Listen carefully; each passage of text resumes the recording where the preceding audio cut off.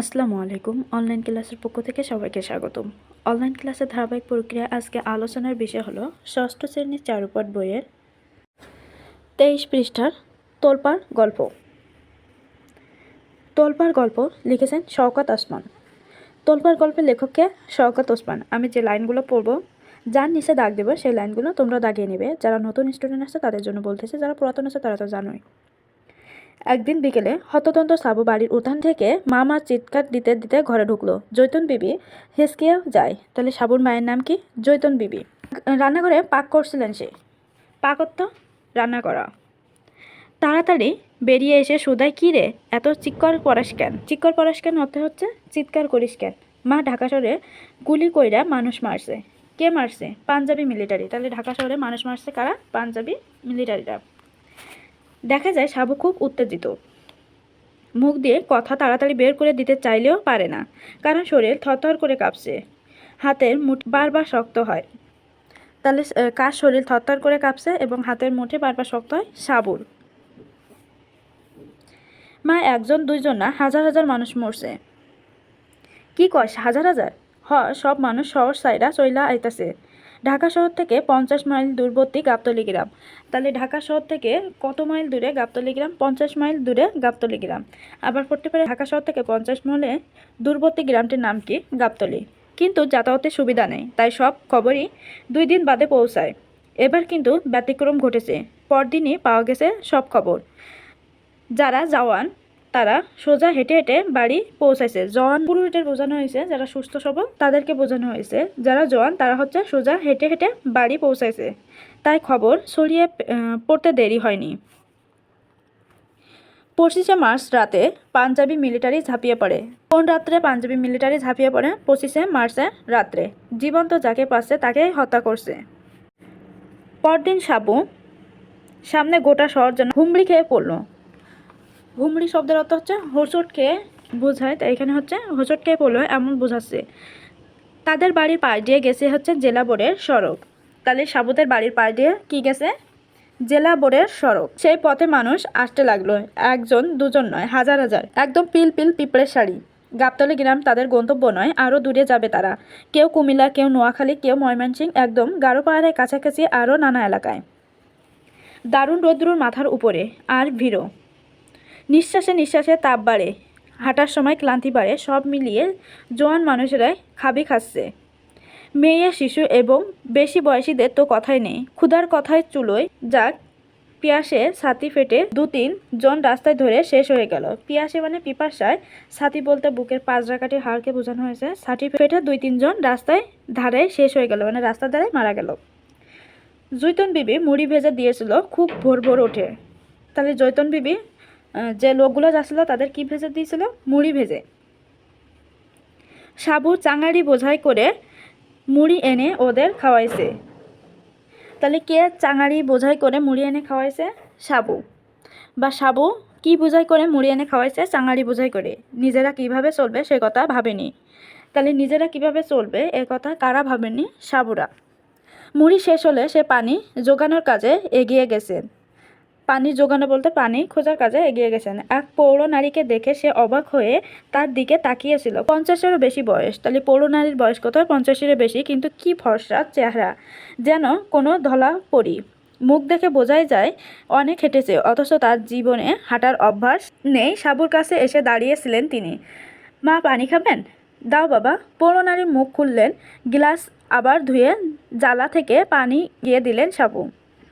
খালি গা, পরনে হাফ প্যান্ট, ও তাও আবার ময়লা। তাহলে সাবুর পরনে কী ছিল? একটা হাফ প্যান্ট। বড় লজ্জা লাগে সাবুর। পৌর নারী খেয়ে তৃপ্ত, হাতে চামড়া ওপর নকশা আঁকা ব্যাগ থেকে রুমাল বের করে মুখ মুছলেন। তারপর একটা 5 টাকার নোট সাবুর দিকে এগিয়ে দিলেন। বাবা, তুমি কিছু কিনে খেয়েও। এ কি? না না না, নাও বাবা, মাফ করবেন, টাকা নিলে আমারে মা বাড়ি থাইকা বাইর করিয়া দিব। তাহলে সাবুকে কে 5 টাকার নোট দিয়েছিল? পৌর নারী।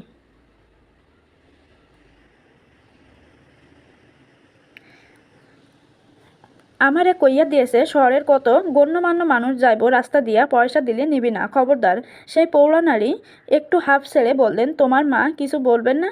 আমার মা রে আপনি চেনেন না, মা কন বিপদে পইড়া মানুষ বাড়ি আইলে কিছু লয়া উচিত না।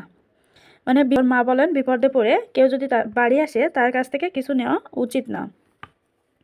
গরিব হইতাম পারি, মানে গরিব হতে পারি, কিন্তু আমরা জানোয়ার না। শেষ কথাগুলো পর নিরুপায় সেই নারী সাবুর মুখের দিকে চেয়ে বললেন, বাবা যদি কখনো ঢাকা শহরে যাও আমাদের বাড়িতে এসো। আপনাদের বাড়ি? লালমাটিয়া, বুলাকডি। আমি মিসেস রহমান। তাহলে পৌরনারীর বাড়ি কোথায়? লালমাটিয়া, বুলাকডি। নাম কি? মিসেস রহমান।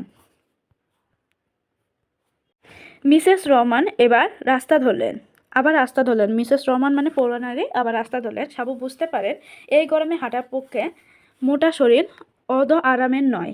বেচারা নিরুপায়, শরীর তো আর নিজের তৈরি করেনি। তিনি নিমেষে ভিড়ে মিশে গেলেন। ভিড়ে নয়, স্রোত।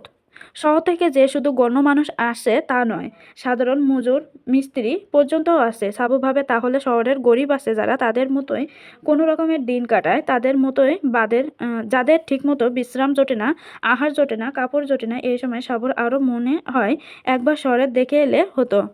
লোক তো শহর পর্যন্তই আছে, এই জনস্রোত ধরে উজানে ঠেলে গেলে সেখানে পৌঁছে যাব, কিন্তু তার সাহস হয় না। একদিন তাদের গ্রামে পাশ দিয়ে গেল 8-9 জনের একটি পরিবার। সম্ভ্রান্ত জনতারা। 70 বছরের বুড়ো তাদের সঙ্গে রয়েছে। তাহলে কত বছরের বুড়ো তাদের সঙ্গে রয়েছে? 70 বছরের বুড়ো। আর পৌরনারীর বয়স কত, বা মিসেস রহমানের বয়স কত? 50-এরও বেশি। 3টি মাঝবয়সী মেয়ে, 30 থেকে 40 বছরের মধ্যে বয়স, তাকে ধরে ধরে আনছে। সঙ্গে আরও 5-6টি কুচো ছেলে মেয়ে, কেউ 8 বছরের বেশি নয়। আবার আছে লুঙ্গি পরা, হাফ শার্ট পরিহিত জওয়ান একজন, তার চেহারা জানান দেয় বাড়ির চাকর। বুড়ো ঠিকমতো হাঁটতে পারে না, কখনো মেয়ে 3টে সাহায্য নেয়, কখনো জওয়ান চাকরের। 500টি কুচো ছেলে মেয়ে খবরদারি সহজ নয়। কাজে এই কাফেলা রীতিমতো নাজেহাল। আকাশে তেমনি কাঠফাটা রোদ। শোনা গেল বুড়োর 3 ছেলেকে তার সামনে পাঞ্জাবি মিলিটারি গুলি করে মেরেছে। তাহলে কার সামনে? তার 3 ছেলেকে গুলি করে মেরেছে বুড়োর সামনে। আবার বুড়োর সামনে কয়জন ছেলে মেয়েকে পাঞ্জাবি মিলিটারি গুলি করে মেরেছে? 3 ছেলেকে। সঙ্গে মেয়ে 3টি, বিধবা বউ। কুচো ছেলে মেয়েগুলো বুড়োর নাতি নাতনি। গাছের ছায়ায় বিশ্রাম নিতে তারা বসেছিল। খবর জানান কৌতূহলী গাবতলী গায়ের অনেক ছুটে এসে। আজ কিন্তু কাছে এসে সবাই মিলে যায়। সদ্য বিধবা 3 জন, আর সঙ্গে অমন জাইব মানুষ। কেউ মিলিটারি জুলুমের খবরে জানবার জন্য আগ্রহ দেখায় না, বরং কিভাবে এদের সাহায্য করতে পারে তাই জিজ্ঞাসা করে। পিয়াসে সকলে অস্থির ছিল। পিয়াসে মানে পিপাসায়, পানির পিপাসায় সকলে অস্থির ছিল। তাহলে সকলে কিসে অস্থির ছিল? পানি পিপাসায় বা পিয়াসে। কেউ একজন তাড়াতাড়ি ছোটো একটা কলস আর গ্লাস নিয়ে এলো, কিন্তু এই সামান্য আতিথেয়তায় কেউ সন্তুষ্ট নয়। সাবু নিজেও ভেবে পায় না কিভাবে উপকার করবে। আগে 5 মাস খাটতে কি বিরক্ত লাগতো, আর এখন কিছু না পারলেও অস্বস্তি। বুড়ো ভদ্রলোক রাজি ছিল না, তবুও কয়েকজন উপযাচক হয়ে বিভিন্ন ভার নিল। সাবুও বাদ গেল না, সেও একটা কচি ছেলেকে কোলে তুলে নিল। 2 মাইল দূরে নদীর ঘাট। সবাই মিলে পালা করে কাঁধে নিয়ে বুড়ো মানুষটিকে নদীর ঘাট পর্যন্ত দিয়ে আসবে, তারপর নৌকায় তুলে দেবে। সাবুর কোলে গোলগাল বাচ্চাটা, বছর 3 বয়স। বেশি ভারী, কিন্তু ক্লান্তি নেই সাবুর। মাঝে মাঝে অন্য কেউ তার বোঝা হালকা করতে চাইলে সে বলে, আর একটু আগায় দেই। বৃদ্ধর আশেপাশে বাহকদের বলে, তোমরা আমার ছেলে বাবা। এই গরমে তোমরা ছাড়া কে আর এমন সাহায্য করতো? ছেলে আর কোথায় পাবো?